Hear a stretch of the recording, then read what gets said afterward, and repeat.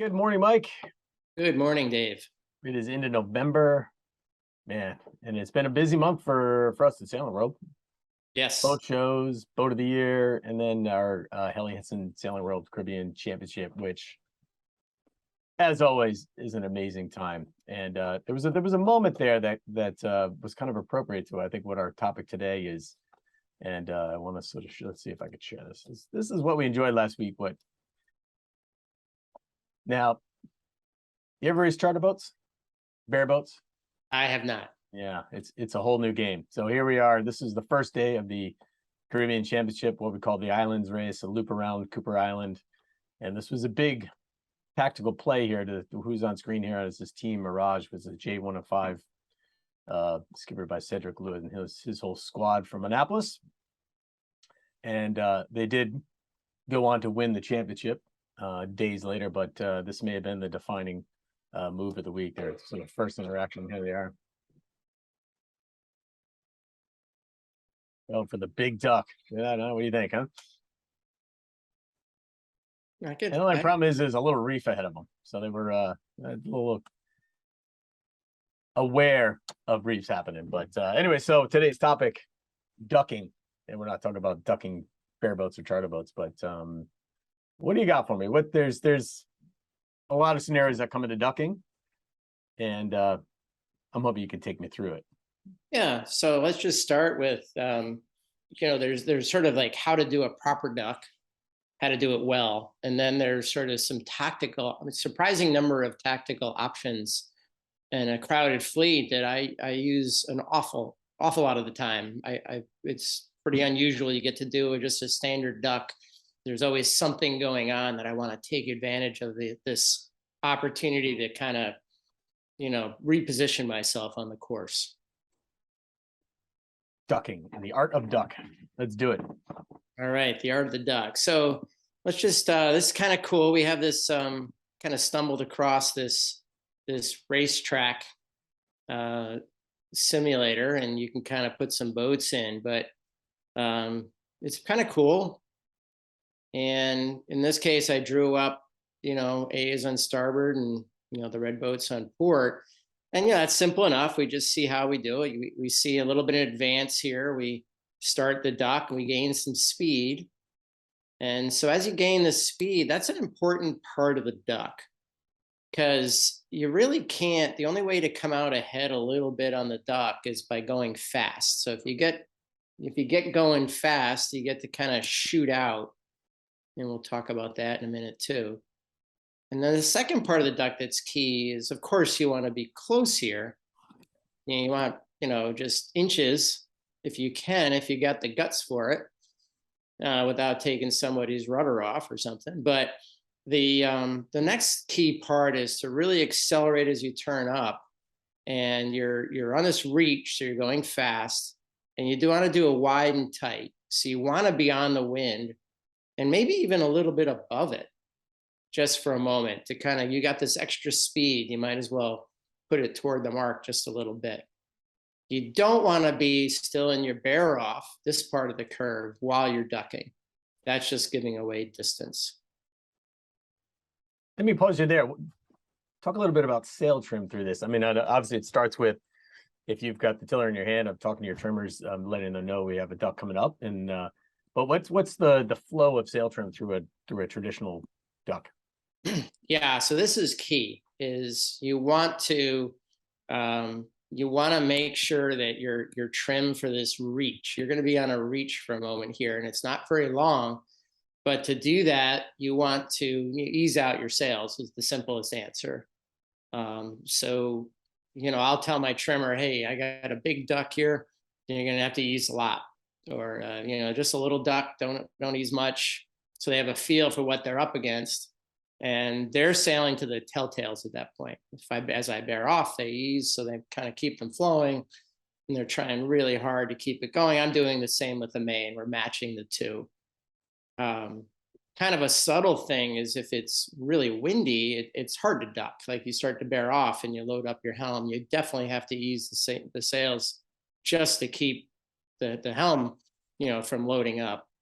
But with that, you gotta, the bang is the thing. if you don't blow the bang when you go to ease, you try to ease the main and the jib or the Genoa, and you bear off, and you just heel up, and then you round up, and that's when you get in big trouble. And how about when you're starting to turn back up to cross the transom? Is it similar to going around a leeward mark where you want your main first? What is the sequence there? Yeah, absolutely. The real fine tune of this is I'm trying to bear off, so you want to make sure you really ease the main a lot when you're bearing off. So you kind of want to lead it a little bit with the main out, kind of like a windward mark rounding. So even though they're following the trim with the Genoa, I don't mind them lagging. And then I want them lagging on the trimming as well. So like a good leeward mark rounding, I'm sheeting in the main, and I don't want the Genoa or jib in right away. I wanna just softly luffing, just the front of it luffing, because it's, if it's full, it's helping pull my bow down. If it's soft, trimming in the main a little bit early, and pulling in the Genoa jib or Genoa late really helps me get on the wind. And let's stay on the traditional simple duck here. What is the tactical moments where this is the right choice? Yeah, so the question is, do I want to keep going or do I want to tack? And I do think that people get caught up in the moment. It's a big duck. They're like, that's a big duck. The biggest duck would be 2 boat lengths, right? Like if you're barely not going to make it, then you have to duck a full 2 boat lengths, and that's tough to swallow. There are times when maybe you lee bow that boat and pinch them off and then tack back if you want to keep going. But I would say 90% of the time, I don't regret ducking. Like the default is to duck, and depending on your boat, you might lose. If you're losing 3/4 of a boat length per tack anyway, and that's a boat length and a half right there. The maximum duck is 2. That's an awful lot of risk, and you start going the wrong way you don't want to go. So even in the worst case scenario, you're still better off ducking. Okay, so that's the traditional. How about the high duck? All right, cool. This is one of my favorite moves. So the high duck, got this cool little animation for that too. So this is the program with the boats laid out. Blue is suppose we're B here. We're in this red boat, and we got a lane above D, the blue boat, but it's not a huge lane. Like I don't want to fall into them, and if I duck, I'm certainly going to duck into them, and then I'll be in their bad air. So what to do? Well, this is the high duck, and what you do is you go high and slow here. And you just kind of go really slow. You let A go by, and then you bear off and go again. And look at that nice gap you have to windward. And if I had done a traditional duck and I went down here, I would have been, really tight lane, or worse, actually in bad air, going slow. So I use this often in a regatta. It's one of my favorite things is when both of us have to duck, and I choose the high road, and they choose the low road, and before you know it, I got a big old gap. What is the key to kind of knowing that pace and that timing of the high and slow? Well, I think like anything else, you sort of gotta, just like a regular duck, if you don't try it a bunch of times, you're not going to get the feel for it. But it's really the opposite, right? When you do a low duck, you're trying to gain lots of speed. So they're just traditional duck. You're trying to gain lots of speed, so you just kind of reach through and you get all this extra speed. And that kind of, in theory, you come out a little bit ahead. We can talk about that in a second. But, the high duck is just the opposite. You got to pace yourself and really judge, when do I want to bear off so that I can accelerate? I got to slow down when I do it. So I want to start it a little bit early, give my boat time to slow down. And then I want to start bearing off a little bit early too, to let it get back up to speed. But all you can do is just, try it. I don't really have a good rule of thumb to how much to do it. It's longer than you think. That's what I can tell you is like, it's sort of like, come on, go by. Cause you're not, it's the opposite when you bear off. You're speeding up when you duck. you know, if you kind of go back to the start of this thing, you know, look, when D ducks is way before when the blue ducks is way before when red ends up ducking. Mm. So you're slowing down the process. You're just kind of waiting for things to happen.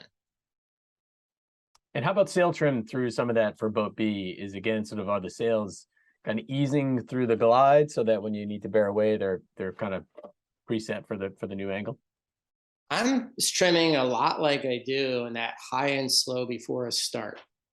So I want the Genoa or jib out. I want it kind of softly luffing, and I want the main very tight. I'm trying to, you know, play that fine line of really tight main and holding my lane, and then you know, and then going ahead and you know, bearing off and accelerating right at the right moment. Cool. So on the well, so we've got the simple, the high, the low. Is there anything else to add on the low duck? Well, so the traditional duck is not a low duck. There is a low duck as well.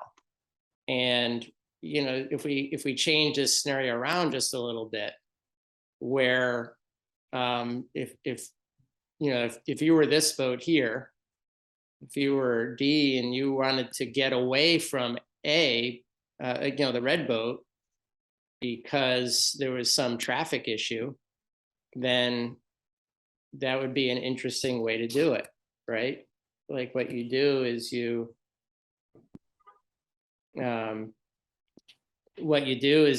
give yourself a little extra space forward.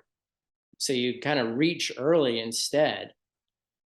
You know, in this boat here, you just kind of reach early, and you know, the scenario is kind of the opposite. Like you don't want to get rolled. You know, when you're like both going into a boat and that windward boat's just a little bit ahead, and then it wants to duck and you kind of have to duck with it.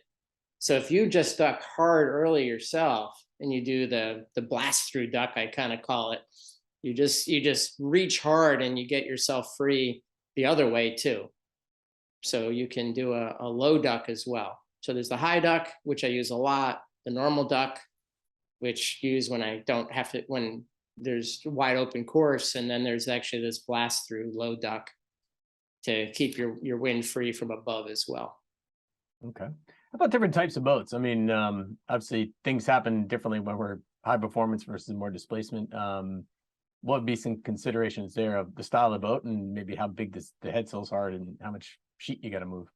Yeah, and on top of that, the wind condition, right? We talked about that a little bit before, but yeah, I think the heavier and slower the boat, the you know, first of all, I think you just have to do a lot of these things early. If you're going to do the high duck, for example, it takes a while for all the momentum to slow down. So and then it takes a while to get it back up again. So you see it coming, you slow down early, you kind of be patient, and then, you know, a couple boat lengths out, you put the bow down again and get the boat rolling, you know, 2 or 3 or 4 boat lengths, because but a nimble dinghy, you could probably get away with, you know, doing that high deck, you slow down right away, and then it's pretty easy to regain speed again. And then, you know, I think the trickier the boat is to sail, like we get a big Genoa, you know, you really better be ready for this. You can't just, you know, click out the jib right away and do it. It's probably on a winch, and, you know, you get that wrong and you're just going to round up. It's not going to be pretty. But, you know, I think the short answer to your question is that, you know, the lighter and more nimble your boat is, the more you can kind of throw it around and do these things late. And the more momentum boat, like the one in in the Caribbean there, you know, that thing's got an awful lot of momentum. If you're not starting that duck early, whether it's a high duck, low duck, or a blast through, you know, you're probably in trouble. Mm. How about on the defensive side of this?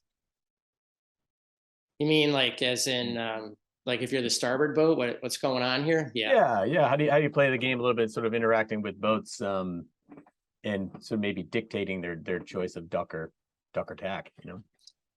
Yeah, so there's as a starboard boat, you know, there's all the scenarios I gave so far were just, the starboard boat behaves, right? I'm dealing with other boats around that might be on port as well, tactically, but I wasn't sort of saying how the starboard boat might interact. Now, if you're the starboard boat, you got the option to potentially lee bow, or you could do the slam dunk. And if there's sort of a possibility of that, which there always is, but if you kind of believe that that could happen, you do want to kind of delay when you do things to the last moment. You don't want to tip your hand too early and let them know that you're ducking. You want to just kind of think, oh, maybe they'll lee bow me, so I better be defensive on that. So, if you're the starboard boat, if you're going to do the lee bow, you got to start a little bit early, because you don't have the right of way anymore once you start your tack. So there's definitely some considerations there.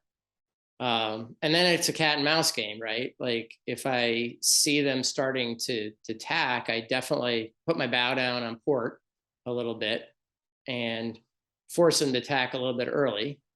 And then I have some speed and momentum that I can shoot high and gain my height. So I have less of a lee bow effect.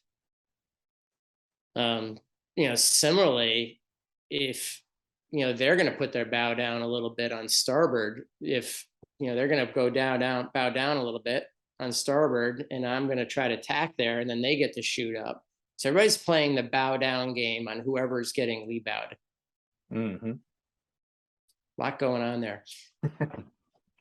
Is there anything to consider as far as rules goes in this sort of zone of in the act of ducking and boats coming together? What should we Absolutely. be? So, you're the burden, the simple duck, and all the other scenarios where the starboard boats basically behave. There's, the starboard boat is right away boat, and it's right away boat until it starts to tack, which it doesn't do until it's past head to wind.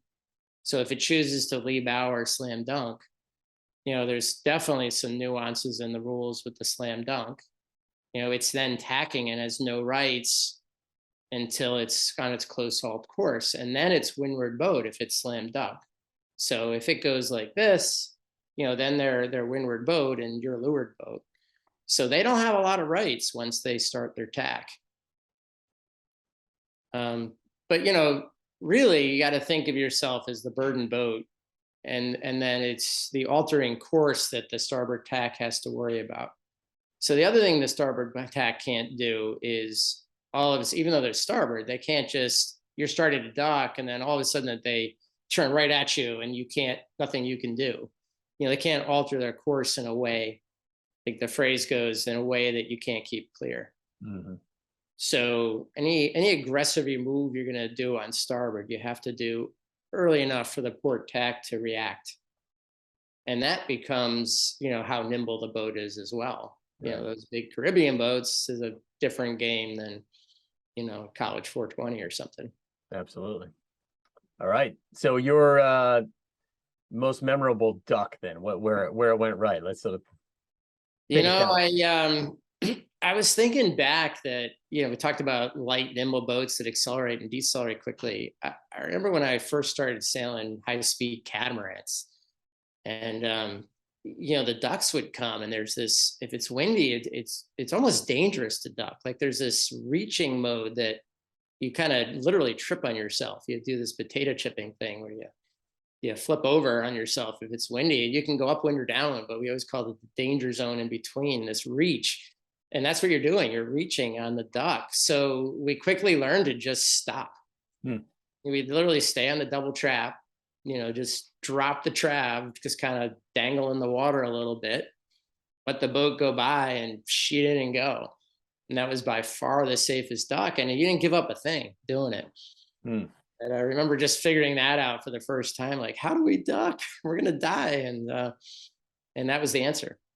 I imagine there were many tornado rudders and back ends taken out back in the day, wasn't there? Yeah, there were a few, if you're in a tornado and you were going, 20 upwind or so, and if somebody missed that, right in front of the rudder, you would literally slice the rudder, the transom off. Looked like somebody took like a Sawzall to it. It was like a clean cut. Oh, the good old days of tornadoes. We missed them. Yeah, don't we? Yeah. It was not a good thing. Cool. All right. Well, let's duck away. So you're ducking out of town because you're going south, and Yep. I guess South next for the time winter. we'll meet up. You'll be down in Sarasota and ducking sunfish. Sounds perfect. Yeah. Thanks, Dave. All right. Thanks for the intel. We'll see you next week. All right. Thanks, Dave. Bye.